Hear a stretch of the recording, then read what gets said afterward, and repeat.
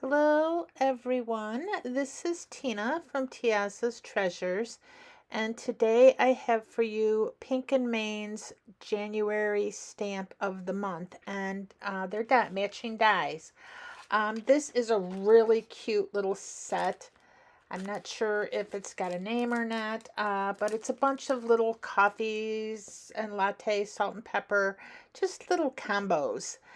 Here I'm showing you my Copic colors, my little swatch chart, and that's what I used to pick out what I was going to color, what color I was going to color the little stamps that I stamped out. Now these stamps, we've got a little donut and a latte, salt and pepper, a burger and fries, cake and ice cream, and a taco with an avocado. So here I am just putting my little stamps down, and I am going to be stamping them with some Hero Arts Intense Black ink. Now supposedly that is supposed to be alcohol marker friendly. That's what it says on the stamp pad. But as I color it, it seems to smear a little bit. Now I was doing a little research, and I'm not sure if I need to heat set that first, which I tried heat setting it on like the last two images I did. See, that's where I'm showing you, alcohol marker friendly. And it kind of warped the paper a little bit, so I'm not sure. If anybody has any thoughts on that, let me know, because it does seem, if I Copic color, I do smear just a little bit, when I go over like where the eyes are and different things. So I'm not 100% sure if it's me or if it's the ink. I do have like some Lawn Fawn alcohol friendly marker ink as well. I think those are the only two I have that say alcohol marker friendly. Now I was going to show you all of my coloring and just really speed it up, but my big head kept getting in the way. And so this is pretty edited down. There's really, you can skip the coloring if you want. I think there's 7 minutes of it total for these 5 images. And if anybody really cares about what color I'm using, just ask me. I've got it all listed, on little post-it notes, so I can always put it in the description if anybody really cares. But I think most people, I know me, I shouldn't say most people, when I watch people coloring, any card makers, it's more just to get ideas. I don't totally copy, what's going on the cards. And I don't have, it might look like it, but I don't have a huge, variety of Copics. And what I do have, I bought in little bits here and there. A lot of them I got from eBay and things. And I just basically looked at it and, was like, okay, which 3 colors go together for like strawberry ice cream, and which 3 would go together good for a chocolate cake. And then I just plucked them out, and that's kind of what I'm using. Now, like for the salt and pepper, I leave Pepper's mustache white, but in spots where things are supposed to be white, I either use a gray marker, or like in the case of the glass on the salt and pepper shakers, I'm using a little bit of a real pale blue marker, just to make it look a little bit like glass. Now here you see I started coloring that taco yellow, and I don't really have a lot of oranges, but I went over it, and just going over it with some yellows, yellow reds more, it gave it a little bit of a better color than I had. Now the orange, the pure orange I'm using like for the cheese that was in the taco. And I have like little red for the heart. Now not everything I shaded. Like the heart itself, I don't think I shaded. I might have. you know, like these French fries, I don't think I shaded. I just kind of did one color, and the fry container I shaded. Now, why do we always go for red with these fry containers? I think, McDonald's has us so brainwashed that we always have to do them in red now to make them look like a fry container. And the fries have a little bitty flower there that's kind of hard to see. That I colored in just a little bit of purple. And there was also a little bit of a little flower with the cake and ice cream, and that I did with a little purple too. I'm not sure how good it's showing up.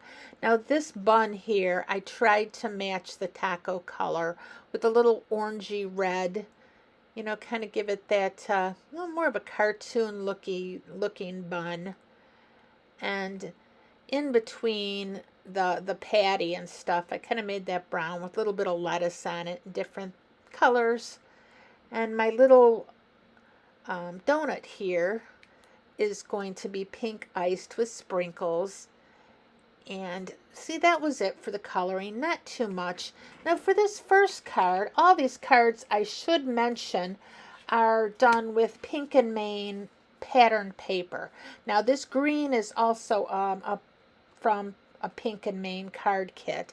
I think it's basil. I don't know the color off the top of my head, but all the pattern papers are pulled out of Pink and Main kits.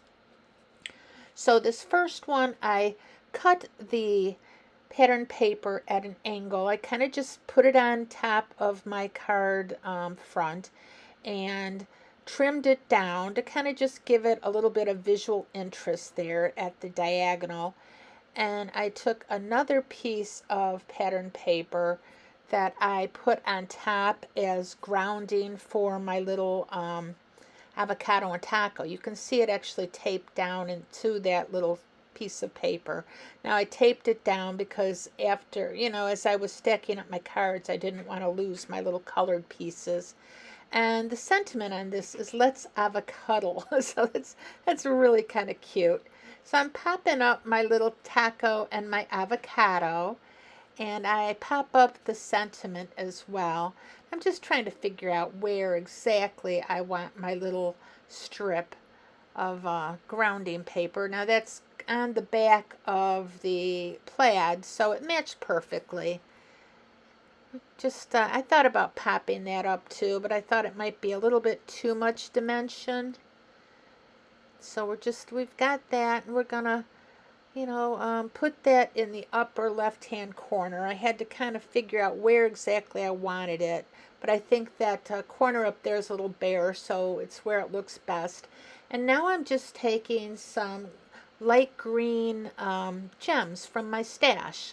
All the gems you see that I use they're all from Amazon. I think I bought them quite a few years ago, and I've just had them in my stash. And they come in handy now because there's so many different colors, and I've still got so many of them left. And I just love the way this card turns out. I think the colors in this card are one of my favorites.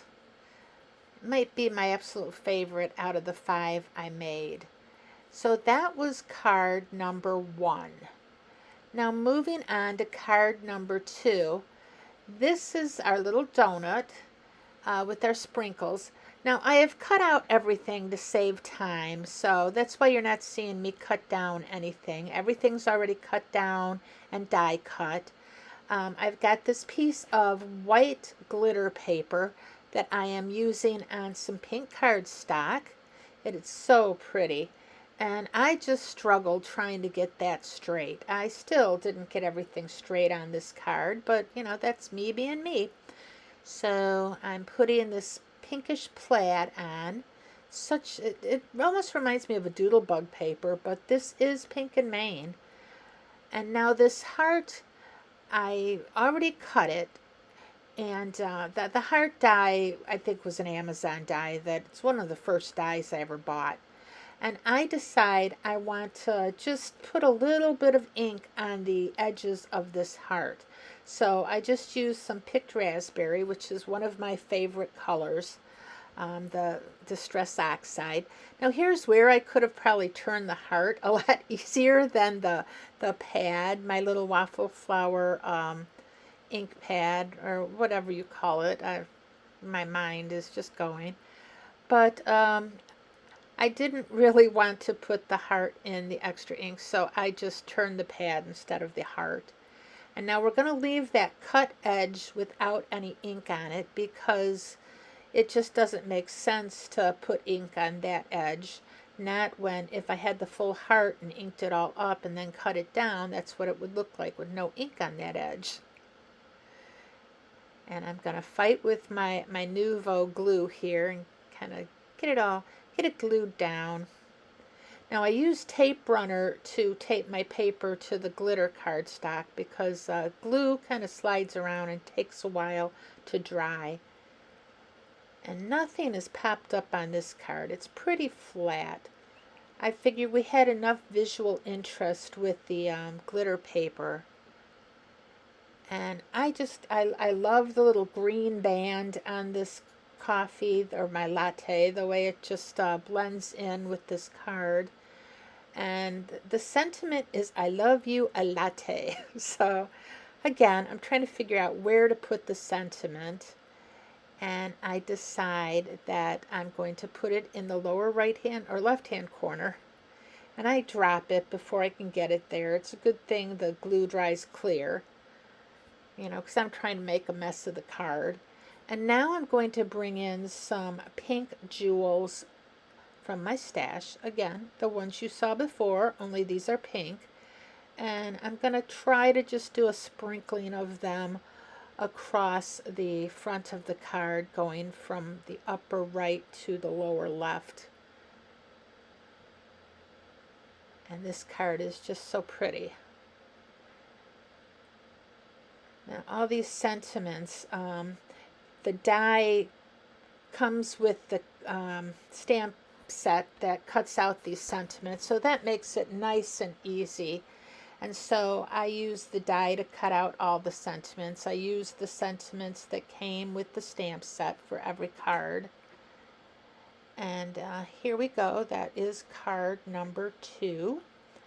For card number 3, this is going to be a shaker card. Now I've got some pink and chocolate brown sequins from Brutus Monroe. I've got a little pouch kit from Tonic. It's going to be a whole front shaker. But to start, because I've got 2 different sizes of cardstock and my little shaker pouch is an A2 size, I need to frame, put my pattern paper on the frame. So otherwise, it would be the wrong size. And you're going to see me struggle with this a little bit. The release paper doesn't like to come off really easy, so I end up using my little pick tool, my Tonic pick tool, and as you can see, I go to pick it up and it goes back down. I'm like, you got to be kidding me. So I start fighting with it and I get it off. And this is where I didn't have this card base centered completely the way it should have been. I have just like less than 1/8 of an inch showing there. You can almost see it. And then so I have to rip that off because otherwise nothing's going to line up straight. But by using just some more of my ATG on the bottom here, we make it work. So I tape that back down.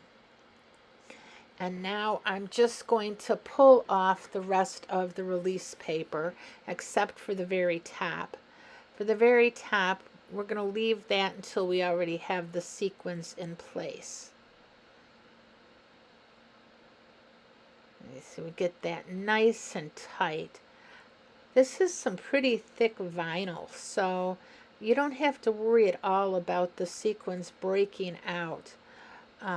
It's almost, almost too thick, to the point where if you're not careful and you put it on too tight, I could see it bowing the card out a little bit, which, nobody wants that. But it's definitely some nice sturdy um, shaker pouches.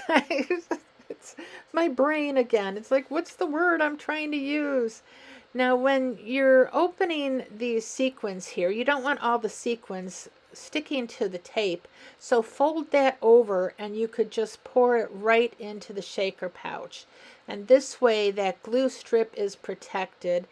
And when we're done, we can just go ahead and fold that over again and protect all our sequins. That way I didn't have to cut the bag open because I had nowhere to store that right now. And now we're just going to use the we're going to open the release, take that release paper right off the edge of there, and now here we got it. I'm stumbling over my words again. We get that all taped down, and now I'm going to use my ATG gun on the back of that to tape it to my card base. Now, I was trying to figure out earlier, it's like ATG. I know that's tape gun, but what was the A? And I was wrong. It wasn't tape gun, it was tape glider, and it's advanced tape glider. So that's what ATG stands for. And I just love my advanced tape glider because it works so well. Now here I don't want glue to slide all over the front of my cards, so I'm just using some Simon Says tape runner. I think my ATG would be a little bit too much to handle with this small little piece. And I'm also putting a piece of purple dotted paper on the bottom here because I want to ground my little ice cream and cake. I don't want it floating, on the card. I want it to be grounded. And I'm just trying to figure out where I'm going to put it. And I end up putting it right over to the right, but I don't put it to the right enough when all is said and done. Now this sentiment says we go together like, and that's all it says. There's a sentiment that says you take the cake, but from where I'm standing, that's kind of an insult when I use it. Yeah. Oh, you really take the cake. What'd you do now? Okay, I'm sorry. That would be me. People are saying that to me. I don't normally say that to others. But so I'm going to tape that little sentiment down right to the center of, in the middle of the purple strip there. And it's going to go off to the left a bit. And it's just, I love the way this card ends up looking too. I think it's just fun. It's fun to shake it, and that's, card number 3, no additional embellishments needed. Now for card number 4, we're going to use the hamburger and fries. Now this cardstock, this orangish cardstock, I believe that's a Simon Says stamp color, but the blue pattern paper and the plaid pattern paper are Pink and Main, and the die I used to cut out the banner, it's a stitched banner, that's also Pink and Main. And it's just a lovely combination, all these colors. It goes really well with the red in the French fries. It's got the little orange and the red and the blue. As you can see, it's the back of the plaid. And I'm going to pop that banner up with some foam tape. I'm just tearing off the edges because that's a lot easier than trying to fiddle with scissors and the tape roll at the same time. And I get that all nice and flat and tear off the release paper. And I'm going to put that right in the center of the card. And I kind of had to eyeball it up a little bit, for the center. And that's where I took it closer to my eyes so I could see what I was doing. And now we're going to tape our little dancing hamburger and fries, Let's all go to the movies kind of dance they're doing, I imagine. And we're going to tape that right on the banner. And we're not going to pop that up because that might be a little bit too much dimension. And we've got the sentiment, we make a great combo. Now I don't have that glued down yet, but I'm going to glue it right above the hamburger and fries. I just think that makes a great focal. And then we're going to try to figure out what color little jewels we want to pop on here for some color. Now I pulled out some blue, and then I pulled out orange, and I pulled out red because I think any of those colors would have worked. The first one I pulled out was pink, and then I was like, no, this is more of a red. And looking at them, I decided that I was going to go with the orange. I just think orange and blue go really well together. Now the orange on the plaid you're not going to see as much, but the orange on the blue is pretty prominent. Now of course I only put 2 on the blue and 2 on the plaid, so I might need to come back with another one, you know, for an odd number, but I think these look okay. And this is going to be card number 4. Now for our 5th and final card with the salt and pepper, I use brown cardstock. I think it's a Stampin' Up! Cardstock. I just pulled it out of my stash. And I've got a little die cut circle that's like almost a zigzag all the way around instead of a scallop. And that's from some Pink and Main dies that I just love.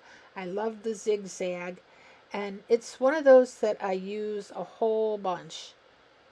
And now I am just taping down my pattern paper, and I don't get it completely centered, but that's okay. This is a homemade card, and I'm popping up my circle, and I get that in the center there, and I glue on my salt and pepper, and I'm going to glue that right to the circle,